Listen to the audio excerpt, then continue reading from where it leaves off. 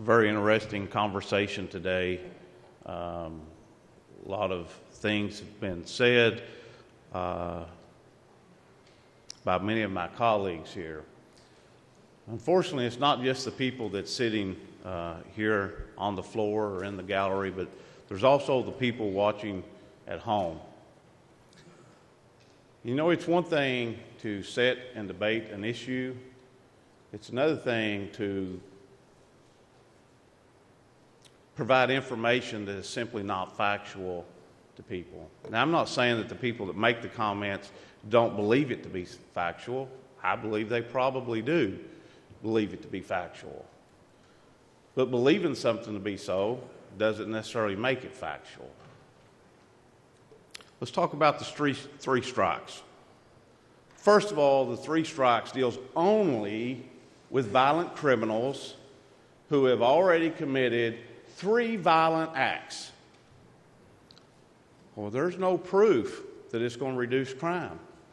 Well, I can tell you for a fact that if someone has committed 3 violent crimes and they're incarcerated and can't get back out, they're not going to commit another violent crime. That's a fact. That's not an opinion, that's a fact. If they're incarcerated, we as a government have a responsibility to protect our citizens. If we don't, then we're going to be like other major cities around this country that has adopted these liberal policies, and we see what's happening there. And people are fleeing them daily, moving to areas that are safer where they can raise their children. We're just simply trying to protect our citizens. To the lady from Jefferson, I'm sorry, but your van being stolen out of your driveway and taken for a joyride does not meet the criteria for carjacking. So guess what? It doesn't change from what the current law is, because that wasn't carjacking. That's just a theft of a motor vehicle. We talk about, somebody will be charged for giving drugs to somebody. They won't want to help them if they overdose. Wrong. You're providing false information to the people that's listening. Either purposely, or you've not read the amendment that came out today, or you're not listening. I don't know, but it plainly gives a Good Samaritan clause in there for someone who is helping someone that overdosed. You can have your own opinions, but you can't make up facts. Let's talk about the homeless, and that's a concern for all of us. It is. I mean, we could really get in the debate at a lot of our homeless is coming because, quite frankly, we're not taking care of our southern border, and we got a lot of people coming in here, and all of a sudden they have nowhere to go. They're living on our streets. But that's for another time. The amendment says they can sleep in a car for up to 12 hours, as long as it's legally parked. As far as making homelessness a crime, this doesn't make homelessness a crime at all. It just says you have to stay in areas designated for that purpose. For that purpose. As a matter of fact, when we start talking about arresting homeless people, either you don't understand the statutes or you're believing what somebody else has told you, but look what they're being charged with. First offense, violation. If you commit a violation, you get issued a citation. You do not get arrested.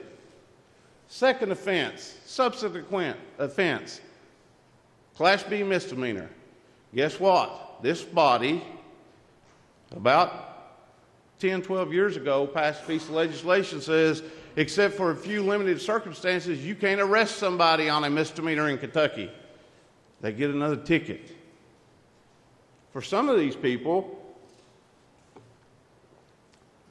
it's going to be a chance to make the system aware of them and maybe get them for help. We talk about places for them to go. Do you know in the city of Louisville, from my facts that I've gathered, every night they got a minimum of 240 beds in rehab centers empty.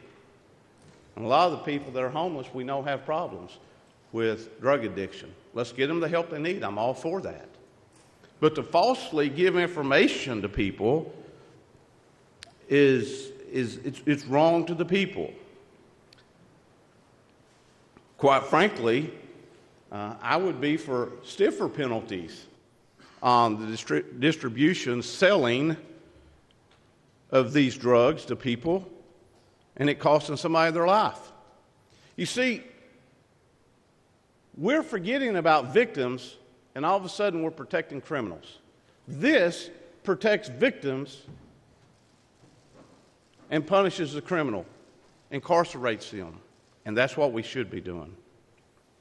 And quite frankly, Mr. Speaker, I was, to some degree, no, quite frankly, very much so, aggrieved when the comment is made about how many police officers have shot people over the past year. That gets personal for me. That gets personal.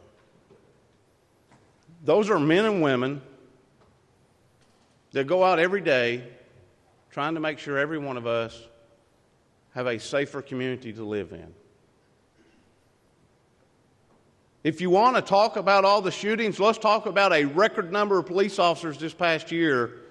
By far a record number were shot across this country. Over 375 police officers were shot in the line of duty. So to turn this on them and make them the bad guys, it's easy to make them the bad guys. We talk about incarceration. Oh, we can't afford. We've got this. If we were a country, we'd be the 7th highest. Well, first of all, let's look at all the countries in the world. Some of those countries don't have the incarceration rate because they're killing people, executing people for the crimes that we incarcerate for. Okay, let's understand that.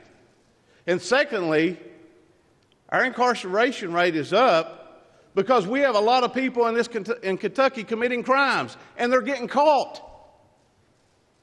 And they're going through the system. That's the way it's supposed to work. Maybe we ought to look at figuring out a way to get these people to stop committing crimes. Because you see, every time they're committing a crime, they're leaving a victim in the wake. Another part of the bill we don't talk about much is the bail bond, the bail companies. Do you realize just a couple years ago I passed a piece of legislation out of this House that didn't make it all the way through that did the same thing that this edition does? And if the General Assembly had passed it on through, there's a 10-year-old little boy by the name of Jake Luxemburger that would still be alive today, but he lost his life. So yes, this is a bill that will make Kentucky safer.